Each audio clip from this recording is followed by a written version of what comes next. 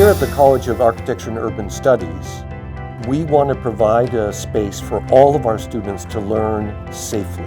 So when President Sands said we want everyone to be as safe as possible, and we want to continue the tradition of experiential learning that is absolutely central to the Hokie Way, we responded by saying, how can we ensure safe learning environments for all of our design students? We worked with our director of space, Enrique Ruiz-Gelli, to develop a plan, and he brought in a whole number of students to work that plan out further. It really revolves around plexiglass.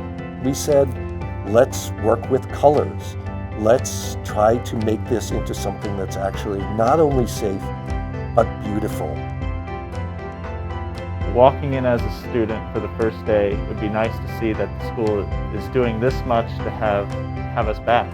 The colors make the space nicer to be in or more pleasant. We have created a place where all of our students can work inside of the building, making their models, doing their drawings, having the same experience as they've always had.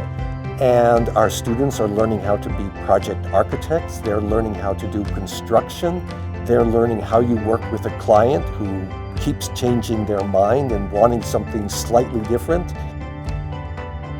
A lot of schools aren't doing this.